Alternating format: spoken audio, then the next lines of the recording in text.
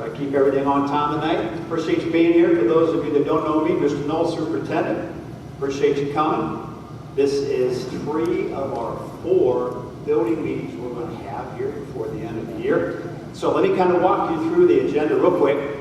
I'm going to talk a little bit about our planning roadmap. Then I'm going to introduce our building principal, Mr. Rubin, who's going to talk about a building overview. And we're going to turn over to our friends from TVA to talk a little bit about the building assessments. I'll come back up to the podium, talk a little bit about next steps, and then at that time, our maintenance crew is going to take you around on a building tour if you're interested. So we hope you will stick around for that.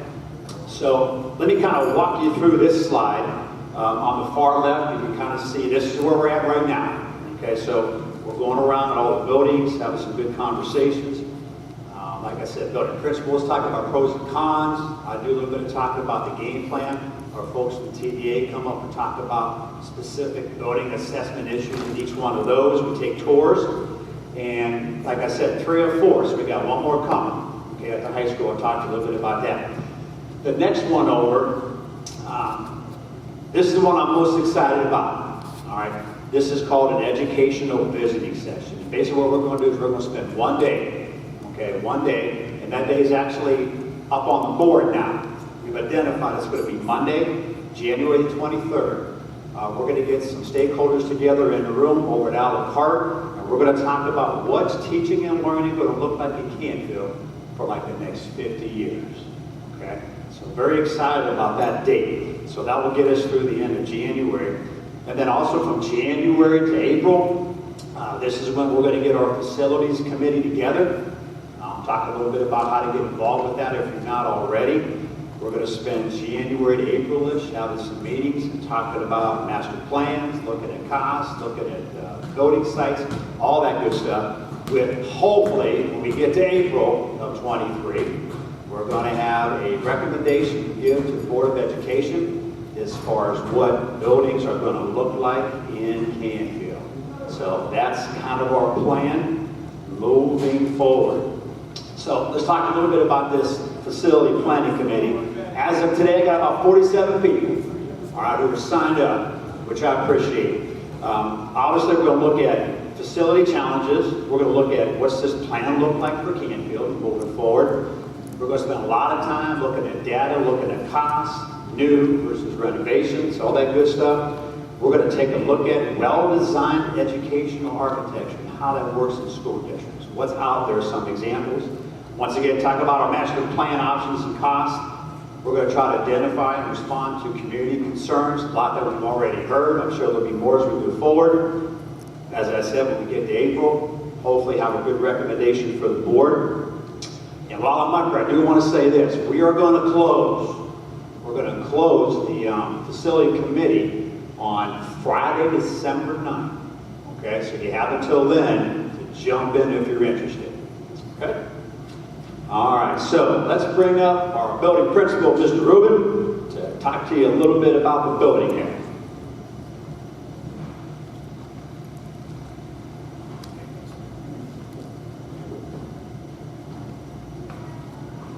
Good evening, my name is Jeff Rubin. I'm the principal here at Canfield Middle School. For those that don't know, it's a grade 5 through 8 building. We have roughly a little over 800 students that are in here. And my assistant, Joe Maroney, is in the back over there, so welcome everybody. Okay. So just want to talk about some strengths and weaknesses. So again, we have about 65 staff members here. That includes custodial, kitchen, teachers, assistants that were here. Again, about 825 students. It was built in 1922. And then there's been 4 additions since it was founded in 1937, 1950, 1960, and 1992 is the newest part with the back gym and the 6th grade commons area. We'll start with some of the strengths. Obviously, the location it's a great location. It has sidewalks everywhere. Friday on a football game night when the weather's nice. A lot of kids will walk up to J.R. Grinders. They'll stay after and hang out for the football game. We have students that can walk to the library, Dairy Queen, all those places. So ideal location right in the center of Canfield for our middle school. Another huge plus is having 2 gymnasiums. We are an athletic-oriented community. We love our sports, so having 2 gyms is definitely really nice. We host a lot of youth sports here for our taxpayers. So we're constantly, these gyms are usually used about 9 o'clock at night from November all the way to March, and so we're glad to do it. So again, lots of use, and having 2 gymnasiums is definitely helpful. I guess the overall size of the school, I mean, if you see it starts at Wadsworth, it goes all the way back to Edward. It's very deep, it's very wide, and so, you know, we're able to, you know, obviously we have a lot of classrooms, just the 2 stories really helps a lot too, so just the overall size of the building is definitely we would consider a strength as well.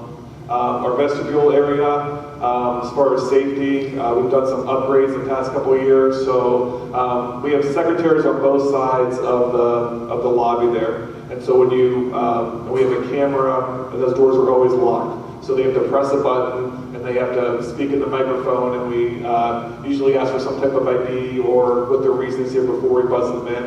And when they get buzzed in the lobby, there's 2 doors that are always shut as well, so they're pretty much locked in the lobby as far as getting anywhere in the building. So they are able to walk into one of the secretaries, either the 5th and 6th side or the 7th and 8th grade side, but they're you know, there's not a big open area that they can get to once they're in the building, so we feel that's definitely a strength.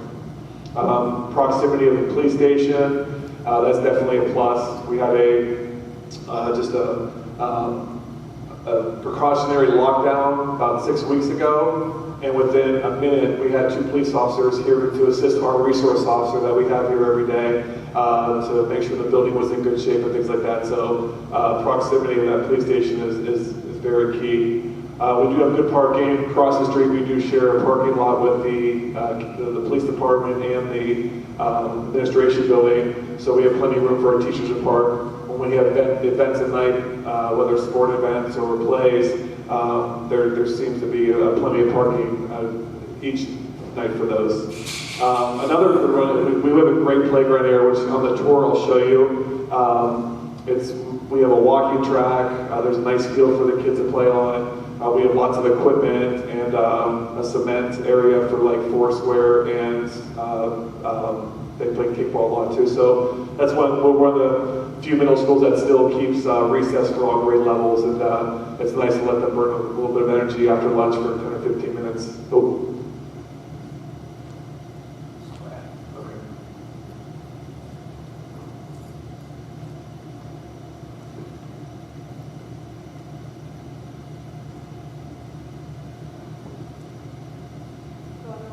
Yeah, the other way. One more. There we go. Okay. And then we have really nice separation between our bus and car traffic. So in the morning, we have drop-off for parents in the alley, in the back circle.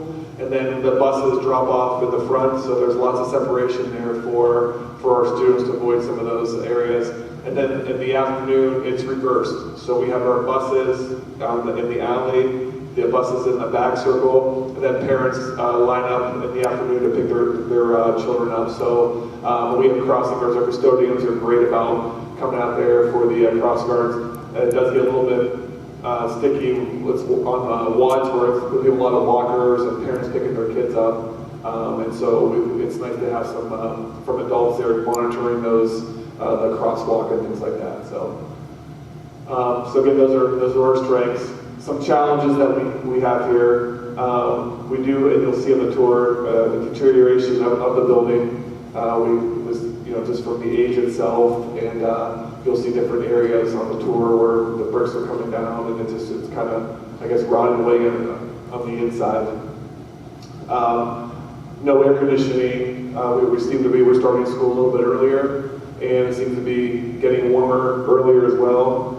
We do have one area, the 6th grade commons area, that is air conditioning, but everywhere else, especially when you go to the 7th and 8th grade area, it's stifling. I mean, you just see the kids are just melted by the time the end of the day. Same with the staff too. So it's definitely a safety issue sometimes when that temperature rises in August and early September.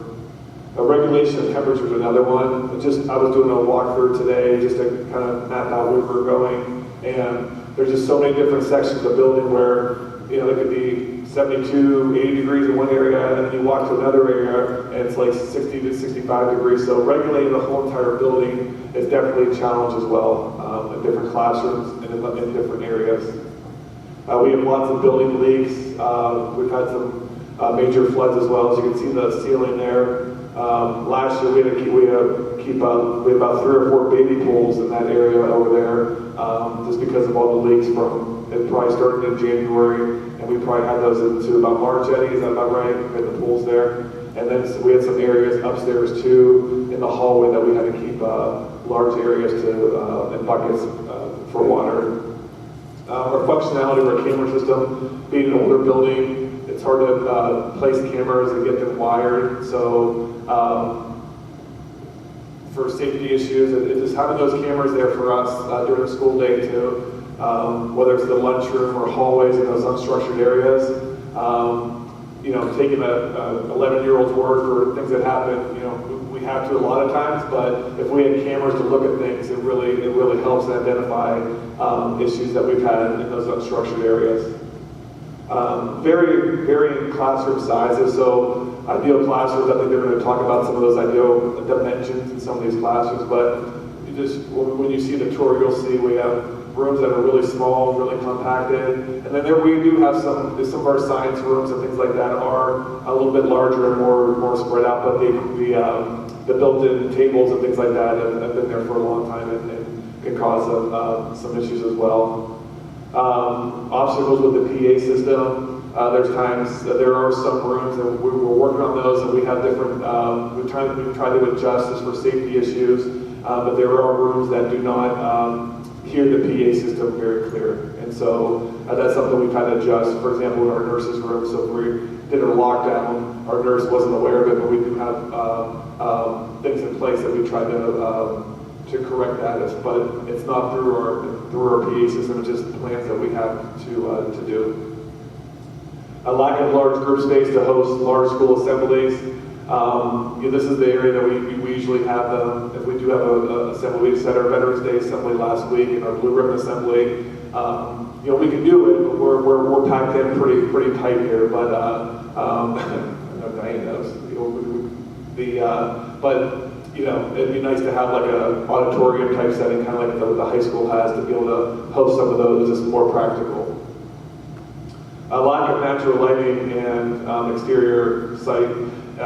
Very dark coming into the building when it gets night. But just walking around today too, I guess maybe I'm just used to it. But when you're really taking your tour and you're looking for certain things, it's really very dim and dark when you're walking the hallways and areas of the building. Lack of storage areas is definitely another thing that we don't have. We went to one-on-one computers, Chromebooks this year, and we had Chromebook cards that we used that we were, I guess extinct's probably the best word for them, and we don't have a place to store them, or we're trying to put them in hallways and things like that. So we don't have any big storage area except in the basement, which houses a lot of other files and things like that. So definitely a lack of storage area is something that's hindering this building. And I guess same with flexible spaces, just trying to put people in certain places for different activities and things like that. So I'm going to have Cheryl Fisher from TBA come now. She's going to finish here. Don't go far. We're going to attack. Okay.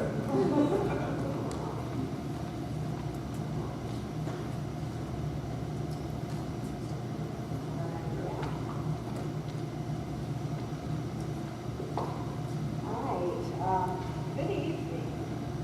Couple pictures of some areas that Mr. Rubin just described, and we'll go into more detail throughout this presentation, so I'm going to skip over through from that. But now the main point and focus of this presentation is going to be on the Ohio Facilities Construction Commission Facilities Assessment assessment of this building. That's a mouthful. So I'm going to refer to the Ohio Facilities Construction Commission as OFCC, or the commission, hereafter throughout this presentation for time purposes. We want to talk a very detailed assessment we want to go over in a high-level summary tonight. But what the purpose of the facilities assessment and subsequent validation really is for the OFCC to identify the condition of the buildings for all school districts here in Ohio, identify, the age, the condition, the scope for repair, as well as the associated costs.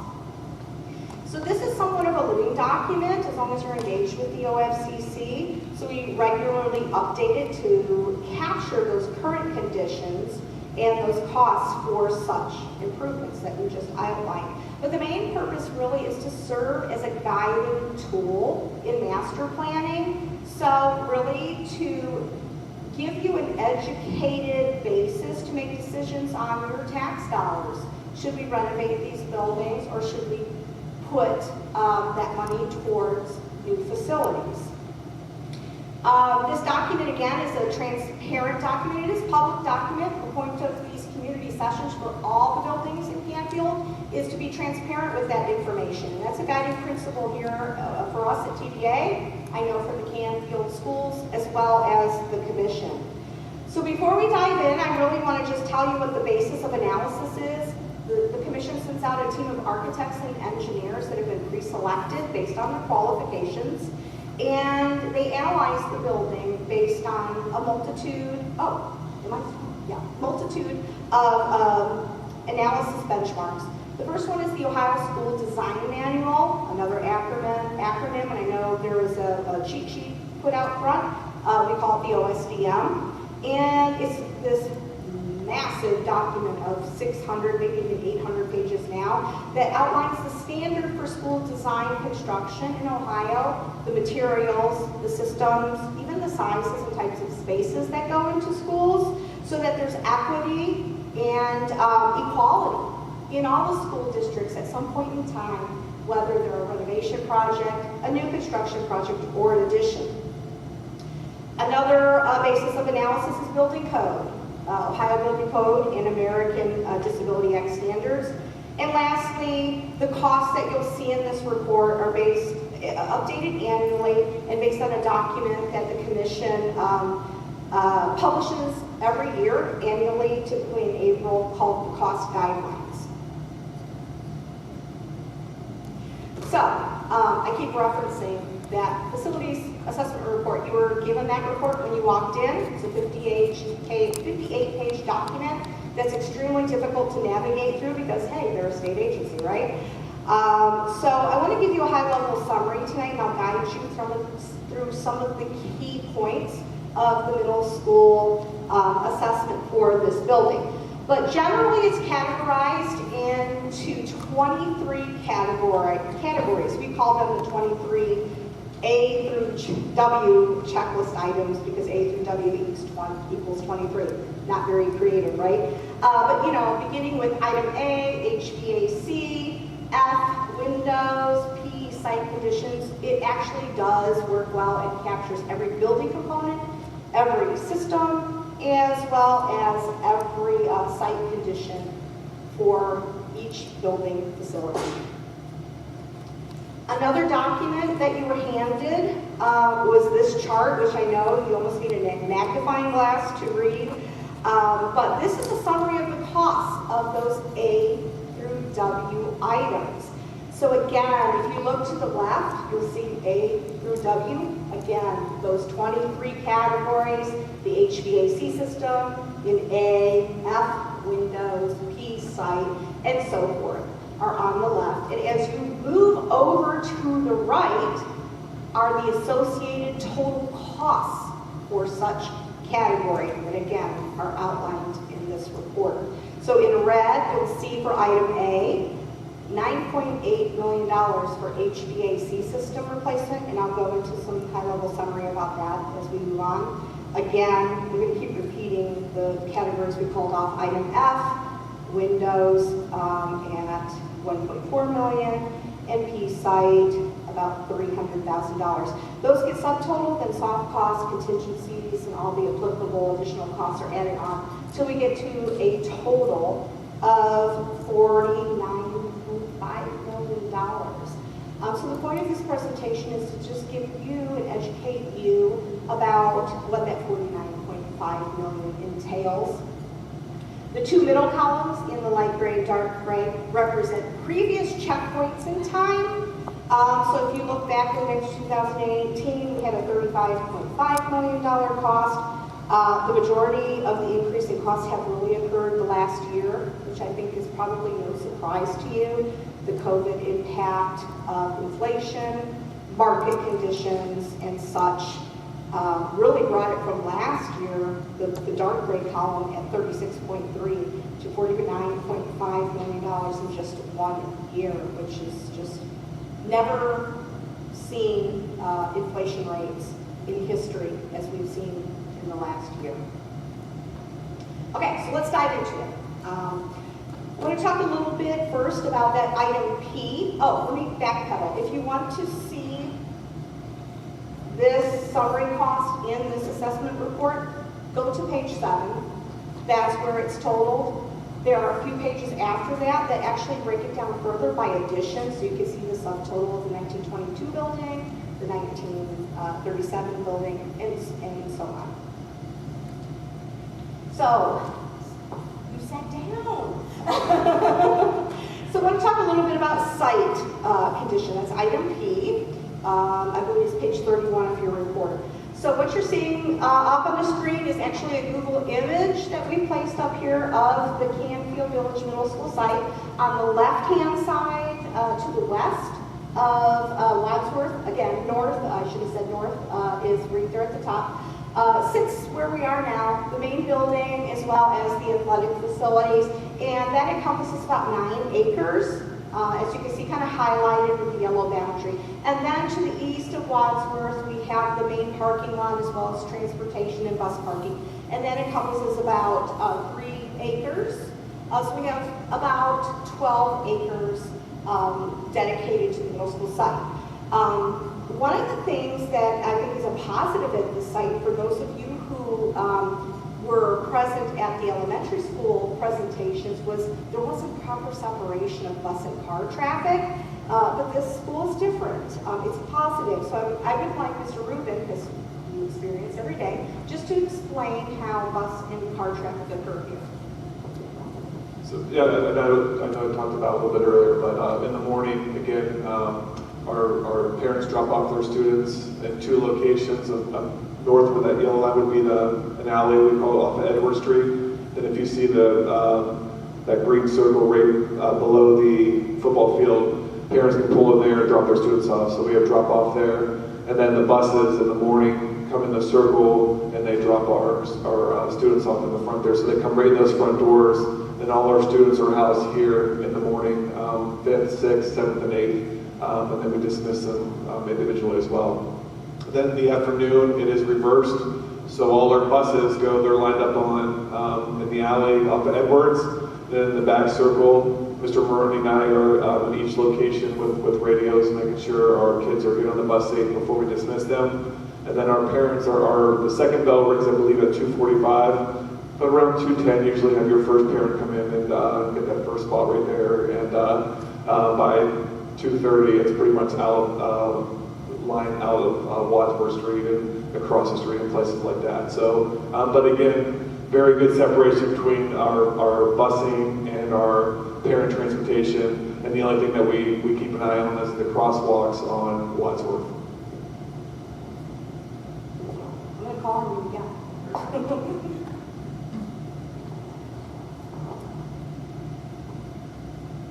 Okay, so just some graphics about that gives you some viewpoints from different areas on the site. I mentioned we talked about the 9 acres and the 3 acres. The site's relatively flat. It's very suitable for outdoor instruction, just like the elementary schools. But one of the disadvantages now is the site size. It is small compared to OSDM standards. They would recommend recommend for middle school students a 20-acre base minimum plus 1 acre per 100 students. So as Mr. Rubin said, we have about 825 students here. Therefore, the site size recommendation would be 28 acres. If you want to get more information about the assessment, site analysis, and cost, please refer to item P in the report, which is page 31. So now we're going to talk about another issue on another part of the site, but it's more of a challenge, and that's the flooding problems. So we talked at the elementary schools for the people that were there about the flooding issues. There was ponding and site drainage issues, and that's happening here at the middle school, but it's a little different because it's impacted the interior portions of the building. And that's why I didn't want you to go. I think it's better coming from you, having experienced what the flooding impact has had here in the building. So that bottom right picture is in the back circle where the students walk in the morning, and in the afternoon they would go out those doors too. I would say probably 6 to 8 times during the year, just a normal rainfall would cause that whole sidewalk to be completely flooded, and we wouldn't be, so we always have to change the alternate route for the students. They'll go out the door by the playground and have to circle all around in the grass and the mud to do that.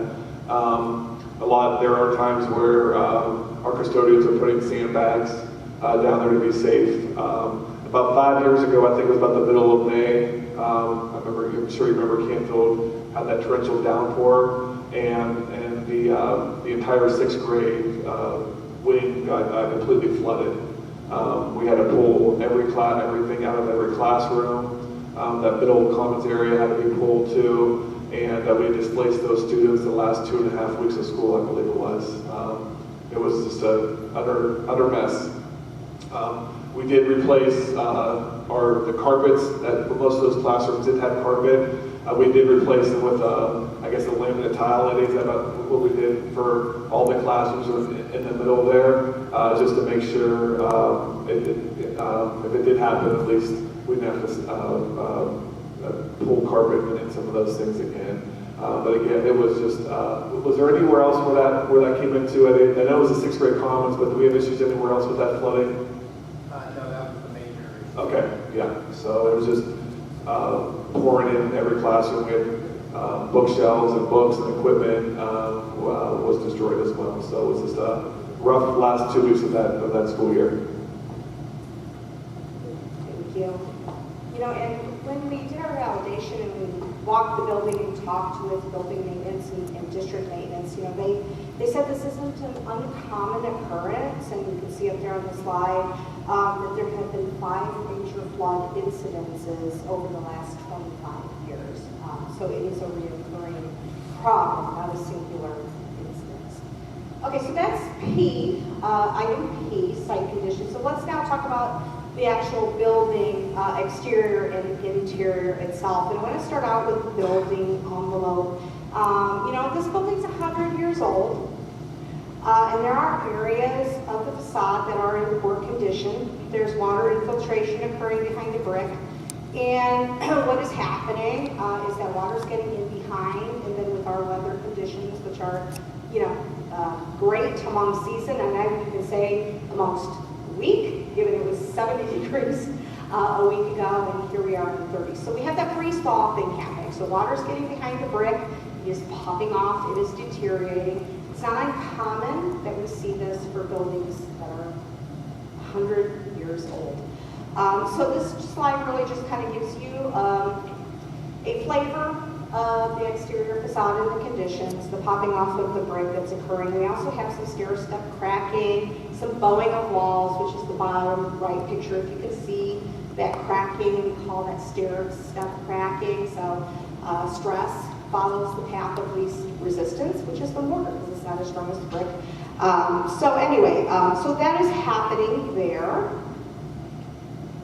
We also have water infiltration and building envelope issues in the windows, in the coping joints, and the skylights. Again, due to their age, they're in poor condition, water infiltration is occurring. It leads to deterioration. But beyond that, we also want to point out, it is a source of energy loss for the building, and literally just like a money pit. If you want to look more into details about that building envelope in terms of walls and conditions and windows, please refer to pages 19 for windows. And just to point out that cost just for windows alone in this building is estimated at $1.4 million. In walls, you can find on page 21, that's item H. Not as bad, but close to $500,000. Moving on to other issues with the building envelope. The last one is roofing. This is a big building. It's 168,000 square feet, and yes, it's two-story. Actually, in some areas, 3 because of basements. There's still a large area of roof, hence a large cost associated to roof replacement. Variety of roofs on this building, from metal to modified bid, to tar and gravel, to membrane, a variety of ages. But in general, as you can see from the pictures, they are in poor condition and deteriorating. And again, I want to point out, like I did at the other community presentations, that there's only so much PI money available for the district to put into improvements and replacements each year. And it's not enough to address the needs as the building gets older, because the condition deteriorates more and those needs are greater. Just like our bodies, our car, or any other item that continues to deteriorate with age. What you can see in the top right photo, I do want to point out, there are roof drains up there, but you can see there's water ponding occurring. It really needs to have some tapered insulation that guides the water to the drains that are literally to the left of where the ponding's occurring. It's not going there. So that leads to what you're seeing here on the roof that Mr. Rubin pointed out. You have water standing, it infiltrates into the building, it causes damage, and the district's doing a great job. I know we've already last year just had a portion of roof replacement done, but as it continues to get older, the size and magnitude, it's very challenging to keep up with.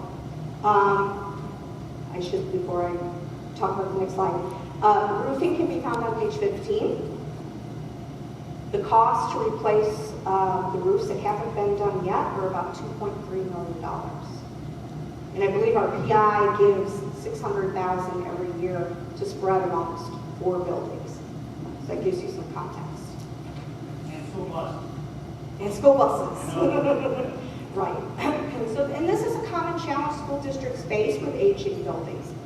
Completely common, a challenge we all have that we're trying to deal with. So, now, general finishes. This is something you can see. Again, it talks about the flooring, the walls, the roofs, everything you can physically see it. And again, just like with the site, not with the site, with the exterior, because you can see it, we would expect a building of 100 years old. This portion that we're standing in was built in 1937.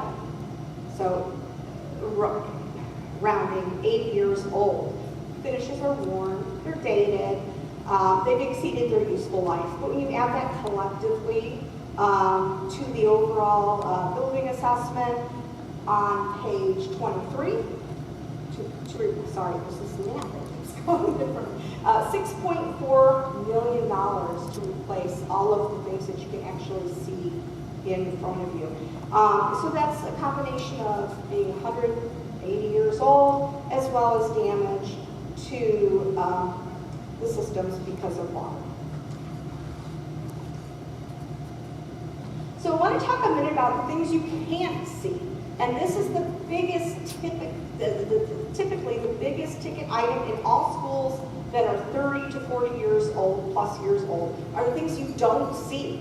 This is the infrastructure behind the walls, the bones of the building that help it operate. And you don't see it, but always are the most costly items to renovate and replace. The HVAC, the electrical, the plumbing, they have exceeded or have met or exceeded their useful life in terms of HVAC and electrical and plumbing. Some of the areas do have air conditioning, but most classrooms and most areas do not. So you can see we have radiator heating from steam heating produced from boilers. The bottom left picture is of an electrical system. And then there are some newer areas, like the 1992 section, that do have AC and rooftop units, which, by the way, are not in Ohio School Design Manual compliant system, right here at the bottom center. But in addition to their age and condition, I do want to point out that the majority of the spaces are not provided with the fresh air requirements by code. And that's kind of a hot topic and an important issue in the day and age that we're living in, you know, with viruses and COVID and so forth. Okay, so building systems, HVAC, you can find on page 14. And we talked about it earlier in the chart, about $9.8 million. Electrical on page 17 is about $5.6 million in replacement costs. Okay, so starting to wrap it up, ADA accessibility, American Disability Act. You know, it's a multi-story building built 100 years, 80 years ago, most sections. There was no such code at the time. So accessibility was not in the forefront thought of design. The district has been proactive, and most of you, I think, are aware. We do have an elevator to access the main 2 floors of the building, but there are many ADA barriers still present, and some of them include, as you'll see on the very left picture, that's a non-compliant, non-ADA compliant electric water cooler, meaning a person in a wheelchair cannot wheel underneath it and reach at their height seated, the bubbler. There are ADA water coolers in the building that have been replaced, just not all. Again, we mentioned the elevator. Other items, though, that are barriers are, as you can see, the door. If you look at the knob, it's not hardware, it's not lever, which is not ADA compliant. So that's another barrier, as well as reach, ranges, and space allowances in the building. ADA information can be found on page 29, and that cost to upgrade to the current code and school design manual standards is close to $1 million. Wrapping it up, because I know I've thrown a lot at you, we have ancillary systems. So these 2 are building systems like HVAC and electrical, but not like necessarily the main ones. So think about fire alarm, you see the exit signs, emergency egress lighting, and so forth. So most of those systems are not compliant with current code because they were installed before that code mandated them. But there are some systems such as sprinkler system, which are non-existent. So lastly, we just talked a lot. I threw a lot at you, almost 60 pages of millions, almost $50 million of information in 15, 20 minutes. But it's more than that. It's about, we call it educational adequacy. It's really meaning functionality, how the building responds to the educational program, which I'm sure speaks more importantly to you, Mr. Rubin. But in contrast to the elementary schools, and Mr. Rubin, you pointed it out, this school has a lot of space. So the chart above you just gives you a sampling, a little flavor about some of the spaces in the school, what their square footages are, what the recommendations would be by the Ohio School Design Manual, which I stated in the very beginning is something that they do provide, those benchmark recommendations, and then the delta. So the green represents a surplus, the positive sign in green, and then anything in red and negative in that delta column represents a deficiency.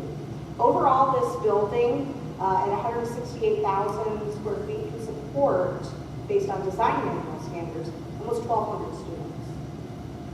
So we have 825. So it speaks validity to your comment about space.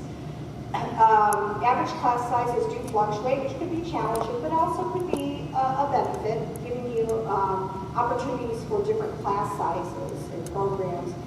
Gymnasium, as you can see in the second row, is a surplus of 2,000 and almost 2,400 square feet. The problem is, and this speaks to your problem about large group assembly, collectively they have a surplus, but they're not together. So that poses a challenge, even though on paper it looks great, but it's separated between this gym and the new gym. So independently, they can't support the whole school population. But this gives you a little flavor. There is a surplus of square foot in this building compared to the elementary schools. I'm going to try to.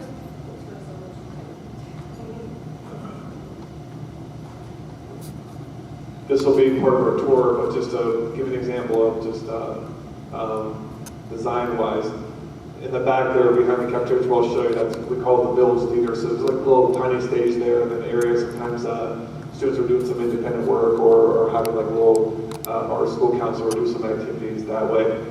But to get to an area upstairs, we have a fifth grade classroom. So you have to walk up the stairs, and then the top right, there's 2 more classrooms there. So you have to actually go through one classroom to get to 2 other classrooms. So obviously there's a lot of distractions and again, safety issues with those stairs. You know, when we get there, I'll tell you to be careful. Those stairs are different dimensions too, so you want to be careful when you're walking up there. So the bottom right is the one that's when you walk through those doors. I mean, it is a bigger classroom, but again, students have to cut through there to get to the other 2 classrooms. So it's just not real practical, I guess, for a middle school. And lastly, in closing, and thank you for bearing with us with all that, a lot of things thrown at you, is safety and security, because we know that's paramount in people's minds right now. And again, in contrast to the elementary schools, this is an example that we've been talking about of how it should be done. So what you see in front of you is the floor plan of the middle school and the main entrance point. You can see I've kind of highlighted main entrance. So visitors are buzzed in through the main entrance, and you can see when they get in, they're now in what we call a secure vestibule. There's an additional set of doors that give access to the remaining portions of the school that are locked. So it forces a visitor to then go into the main office to be cleared through security checkpoint, right? Get them through the protocols of clearance. And then once they've been cleared, they go back into that central main vestibule, and then the doors are then buzzed again, that upper set of doors right there in that vestibule chamber, to give them access to their destination. So, a positive of the school, we wanted to make sure that we accurately showed both the positive and the negatives. And again, in contrast to the elementary, that this is what we've been talking about, how it should work for a secure vestibule. So with that, I will turn it over to Mr. Null. All right. So, one more to go. We're going to be at the high school on Wednesday, December the 7th, 6 o'clock. The exact format is this, okay? But that'll be our last building meeting before the end of the year. So how do I get information? How do I get involved? Here's what you got to do. Go to our district website, all right? And you're going to see a facilities resource tab, okay, which is on the left there, kind of highlighted around that blue. You click on that, everything on the right opens up. So like this presentation will be placed on there in the next couple days. If you're interested in serving on that facilities committee, or at the bottom, there's going to be a link that you can jump in on. And remember, Friday, December the 9th is going to end anybody's ability to join in. Okay, so I want to make that clear. But that's where you go for all the information. Okay, there's an updated FAQ on there as well. We had some questions last meeting. We have whatever questions we have tonight, we'll throw on there as well. Make sure we get everybody up to date. And with that said, what questions do you have for us tonight? Yes? So you said that the recommended size for the middle school would be 20 acres plus 100. If you could magically build a perfect school on this 12 acres, would we forfeit the money? Or would we have to build it without the money? It is a recommendation, it's not a mandate. However, we are studying the sites to see if it's actually physically possible, depending on how many grades would come here, whether it be just a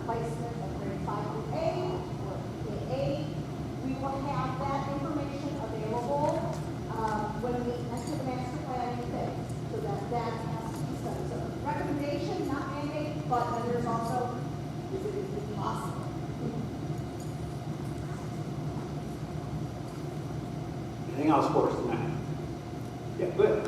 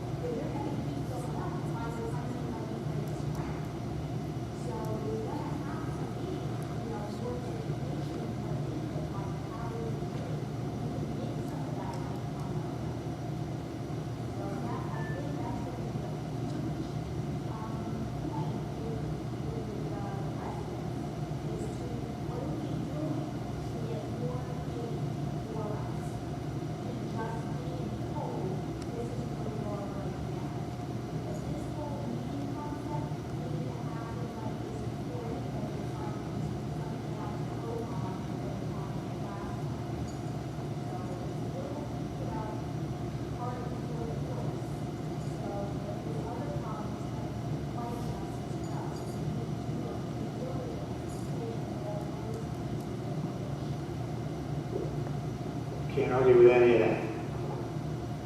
Anybody else have any? Yeah.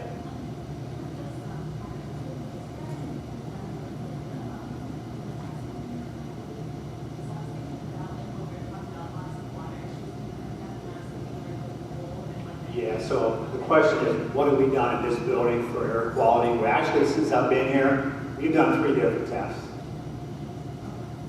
And we have passed everything as far as like mold and spores and all that. We've been hanging on. Yeah. But we had, I can't remember our last issue, was it a little summer? Yeah, yeah. So I had somebody come in, and where's Matt at? What's the name of that company again? Yeah, Serpro. We're kind of had them on speed dial a few times, to be honest with you, but we've been okay. Talk about these, there's X in there, non-construction. What does that stand for, Ms. Cheryl? I want to know, is that something the state got to do, or is it tonight? Like a Jackson Fisher?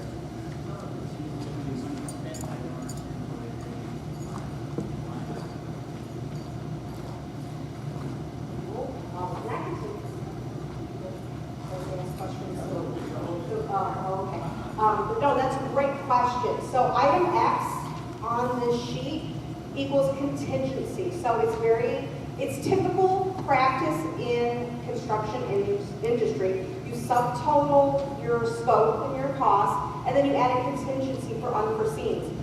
Just like I said, the biggest cost was the thing behind the walls in terms of scoping costs. So are the surprises that you don't see. So it's typical in the industry to put a 7% contingency for change orders for the unforeseens that you might come across in a renovation project.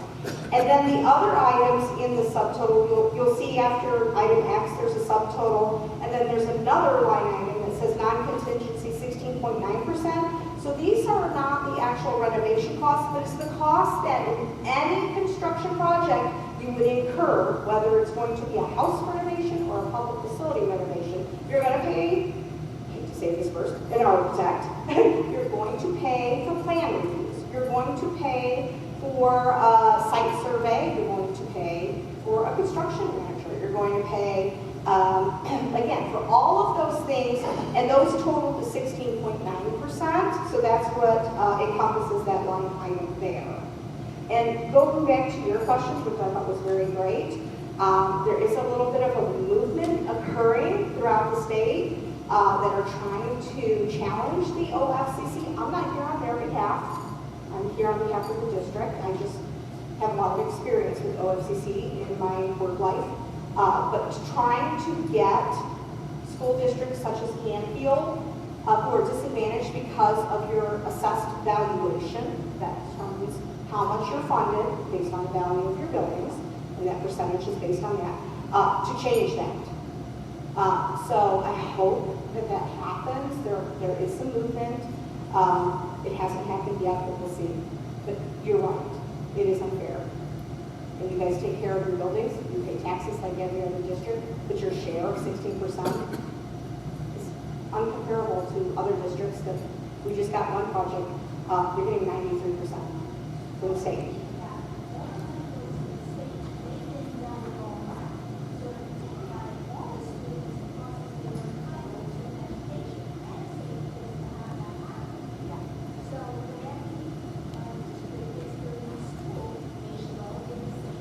Yes, and that's been a fight for the last 20 years, and I agree with it 100%. We're still fighting that battle, and hopefully we'll have some resolution. I also will say, though, to counter that, when I say here, speaking about OFCC and the design manual and the standards and the costs and so forth, even school districts who aren't participating use these standards, the costs, because they are reliable and a good reference and source for you as a benchmark to develop your project.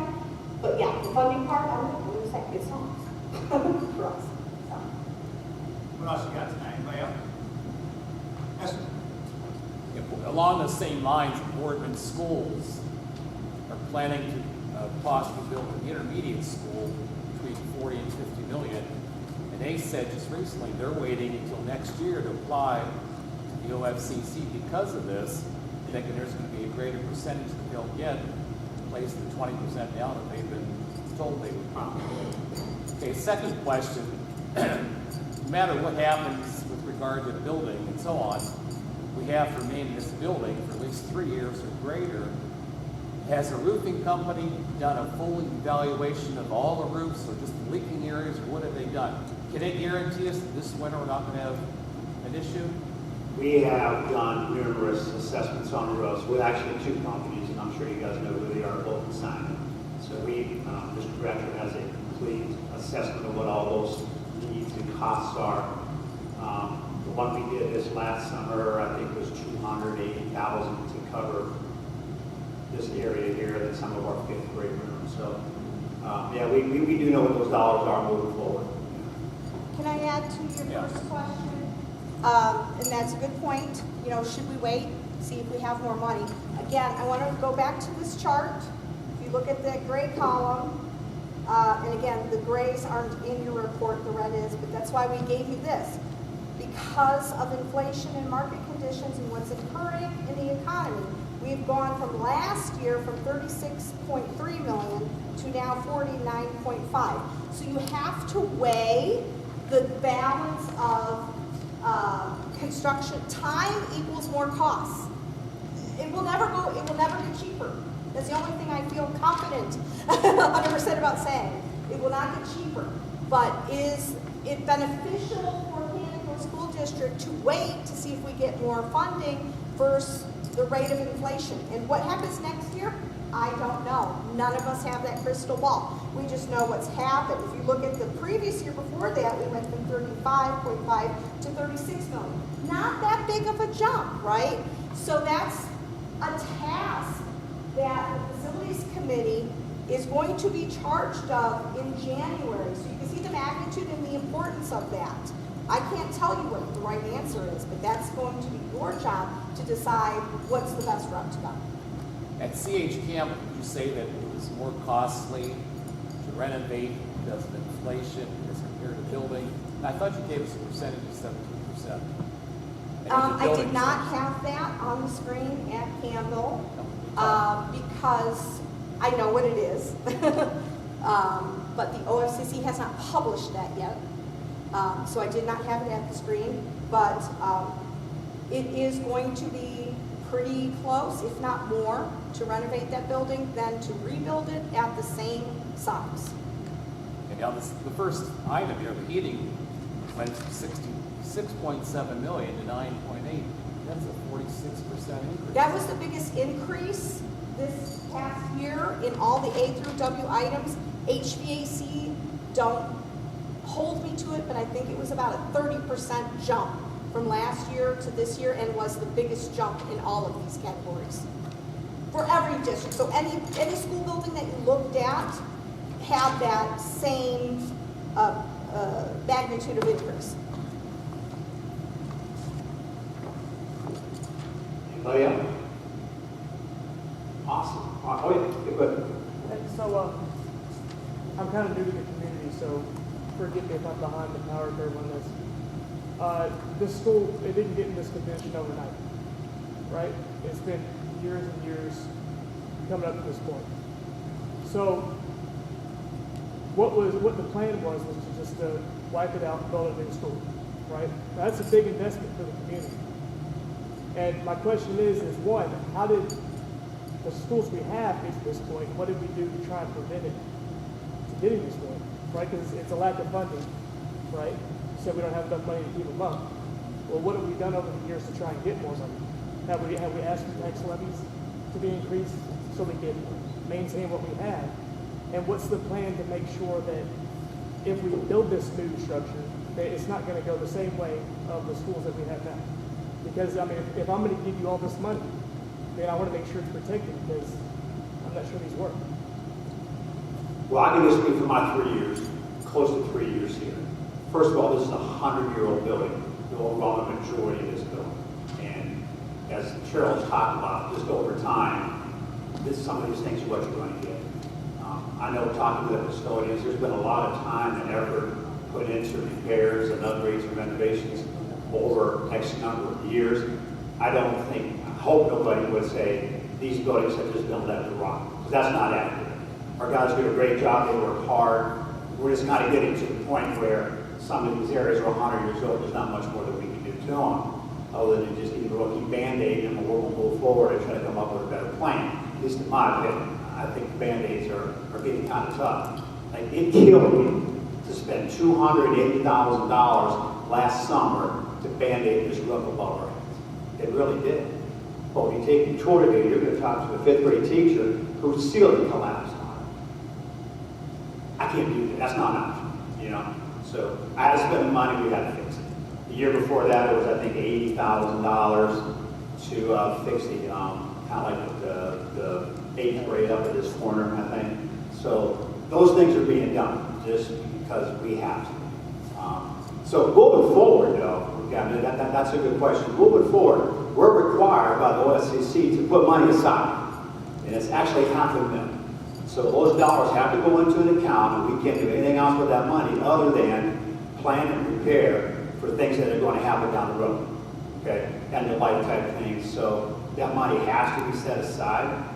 Not that the district would do that anyway, but we are required to put those dollars aside and hopefully build that fund up before there's a need to do any updates, renovations, or upkeeps on that. Yeah, so think about it, in the beginning, like when you buy a car, you don't expect major problems, but we'll be putting money aside for $500,000 of whatever the bond issue is, will be required to be set aside for future maintenance. So that's sitting there untouched, collecting interest, and then as time goes on, just like with my new car, 2018 car, the alternator has to be replaced, right? So now that money's there and it's building interest, and as time goes on, you have a bigger pot to address those needs as natural wear and tear occur. Now you have the funds to address this. Well, I agree with that about a car, but unlike a car, a building, especially a commercial building, has a life expectancy of a roof, a life expectancy of an HVAC system. Were the systems in these schools replaced at their life expectancy? If they weren't, why not? Well, I can speak to the high school. The life expectancy for those rooftop units are about 30 years. Guess when 30 years ran out? Last year. So I inherited the need to spend dollars at that high school. And they've been repaired, they've been updated, they've been fixed, they've been tweaked. That's kind of Mr. Crabtree's forte on his HVAC stuff. But there just came a time when that was it. We were in trouble. And we got blessed that we had extra dollars to actually pull that project off. That was a big blessing for me, so we used those dollars to do that. I noticed the same thing from the Hilltop report. You know, there was things that had passed the life expectancy, but they weren't repaired. And my question is, who's tracking that? And why weren't they replaced when they're supposed to be? And if there was a funds issue, was the community asked to pass a levy to replace it at the time? There were dollars back in 1999. 99, there was a pretty big dollar amount, and there were renovations, updates, maybe CH, and actually the high school, I believe, with those dollars. After 2 failures and a reduction in the levy twice, it passed the 3rd time. So it was, we did try to get the funds. Yeah, well, I mean, there was a plan in 1999 to build a new school at Shields Road, and it was shot down. And then they came back and they said, well, okay, we're going to do something less, and that was shot down. And then they came back and there was a levy passed and things were fixed at every building. CH is a perfect example. I mean, they went through, that building was falling down then, but they went through and they tried to, you know, fix the foundation, and it's still falling down. So, I mean, we've band-aided and band-aided and band-aided and band-aided in Canfield for years and years and years. I went to school in this middle school. My aunt, who's 96, graduated from this school, from high school. There comes a time where buildings have to be replaced. Well, so you're making my point, right? That is my point. We band-aided, right? So that's why I said, what's the plan if you guys get this new school to where we don't mandate things anymore, to where we replace them when they're supposed to be replaced? Are we going to buy this brand new school and then not have the money to maintain it? As long as I'm there, that ain't gonna happen. All right? That's not gonna be what's planned. Like I said, those dollars will be set aside. We'll put those monies in there. When there's a need, what do we need to do as far as repair, replacement, whatever we need to do. That's one of the good things about working with the commission, actually. Is those dollars will get set aside. Good, Joe. I think just to add to that, I think one of the challenges for myself and for many others is that, you know, there are places that have buildings that are maybe not, you know, around here, but have buildings that are 100 years old, that are over 100 years old. My son attends a college that has multiple buildings over 100 years old that are in great condition. And I understand, yes, they have more money, they're able to afford those things, but I guess that goes back to what he's saying, like, how are we going to prevent that from happening in the future? Because we haven't done a good job of doing it now, and I'm not pointing fingers at anybody, because I know a lot of people weren't even here at the time, so, but how do we prevent that from going further? Because there are buildings, just because this building is 100 years old, I keep hearing that, and it kind of just hurts me, because that's not the reason. The reason is the lack of maintenance, and the lack of proper maintenance on this building. It's not that the building's 100 years old, because if that's the case, then every 100-year-old building would deteriorate the same way. And it's not. They're not. There's multiple buildings that are in good shape at 100 years old. Well, This and one is not. I guess you also have to weigh, though, the ability to put money into maintaining those buildings over that 100-year span. So I agree with you, that's true. And I don't know, 60 years ago, what Canfield's position is. But we've seen that, yes, where some districts have had the ability, or higher educationists in particular, because they're private, have been able to garnish those funds to put that extra effort into that maintenance. But we need to do that, because we cannot leave for our children, grandchildren, whatever, the same problem that we're dealing with. We cannot leave that for them. And that is the whole point of this. So thank you for coming and voicing your opinion. When's the last time the district approached the voters to increase the permanent improvement funds? 15, 20 years. When did we increase the PI fund? I don't know that date. It's, I can find it. It's a Yeah. continuous levy right now, I know. Brings in about $607,000 a year. But your question is, one more time, when was it? yeah, we know it's inadequate because we're also buying buses out of it. Anything that has a useful life of 5 years or greater, we can buy About a it lot out. out of that fund. Yes. So when's the last time we asked the voters to say, hey, help us with the roof, help us with the leaks behind the brick, help us with the whatever? I can't remember. I've been here 35 years. I don't remember urban improvement being increased. Now, Boardman Schools promised their voters if they made that urban improvement continuous, they would build a new school, intermediate school, $40 to $50 million, and no additional charge to the taxpayers. They'd have enough money coming in there to make their payments on their loan for a 20, 25-year loan. Did They they have promised no something new falling taxes. off? Pardon? Did they have something falling off that made that balance at no additional charge? Like a previous levy that maybe for another school that was about to expire the bonds so that they could now put a new one on and you wouldn't see the difference? I don't know, that's what I'm asking. Usually that's the think so. case. Usually that's the case in that what you just described. But I mean, it's a win-win. Absolutely, The wouldn't it be voters- great to be in that situation? Yes. But we don't have enough money to maintain it. They passed it. Yeah, they passed 2 levies. I'm working with a few districts that is their circumstance, and it's a great place to be in because, yeah, you're not going to feel the impact. I don't know if that's how it happened in Boardman, but that is typically what you just laid the scenario that allows them to do that. So you said that you inherited these issues.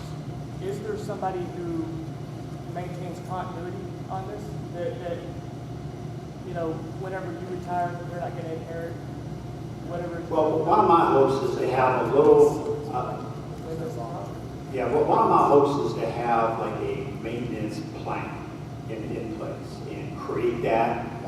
And this is just a good driving force actually to do that here in Canfield.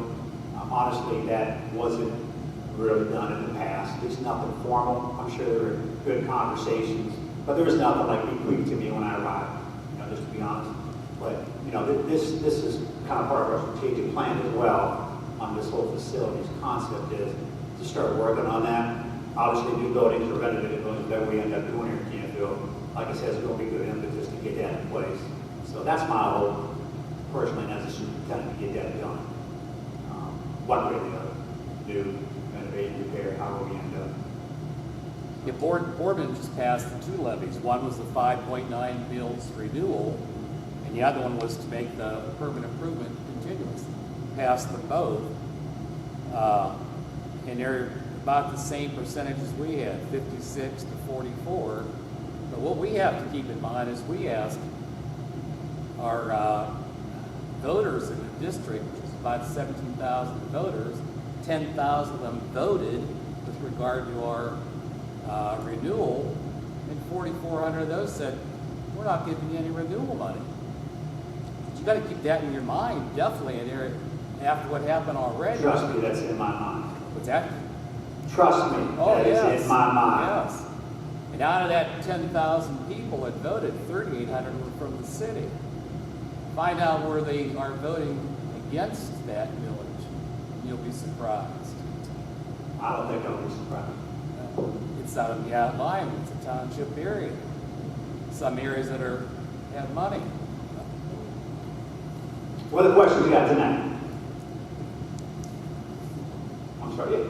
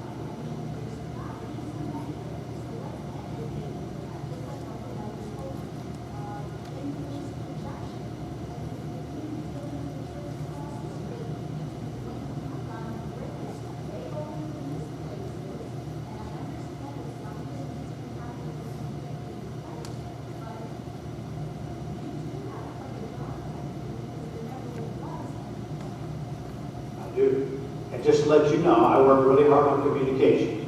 And I put things in my Tuesdays with Mr. Noel. If you've got kids in there, you're getting them. Put those meetings in there. God bless Channel 27. They came out when we asked them. We got that on the TV, which was nice. And hopefully you're a social media person. It's on my Instagram. It's on our Facebook account. So we do try. I know it's hard to connect with everybody, but I take that a little personal because I work really hard on trying to communicate and getting word out. And I know it's hard. We've got a lot of stuff to do, but we do work hard. We do. Yeah, my cardinal communique will come to you after New Year's. And it might be a thing or two in there on the still. It might be. It might be. Yes, sir. I got one last question. So say we took all the schools and we moved them all into one building. What happens to the land that the current schools are sitting on? Yeah, good question. So I think what I heard you say is if we just did a K-12 building somewhere, and what would we do with everything else? Okay, so long story short, there's a high revised code that kind of talks about what to do. Okay, but there's money in this plan to abate, which means get rid of asbestos and demo the buildings to the floor. And at the end of the day, the district still owns the property. That's something that could happen. Or the district, the Board of Education said, maybe not so fast, Mr. No, let's try to sell it. Let's try to sell something. That's something else that could be done as well. The first thing you have to do, though, by law, is not give it, but allow a community school to purchase it. Only if there's a community school within the Canfield district. And guess what the good news is? There's not. There's not for us. Nothing against community schools, but as a public school guy, that's not a real good thing. What is the community school? A charter school? Yeah. Charter. So that's a real quick answer, but there's a lot of high revised code that talks about it. Those are some of the highlights of what could happen. Okay? Anything else? We got quiz tonight. Ooh, that's a good one. All right. So if you want to stick around, how about we just meet right out in that lobby? Mr. Rubin, my Navy guys are here to walk around. If I don't see you, thanks a lot for coming. I'll hang around up here if you want to chat a little bit more. Appreciate your time tonight.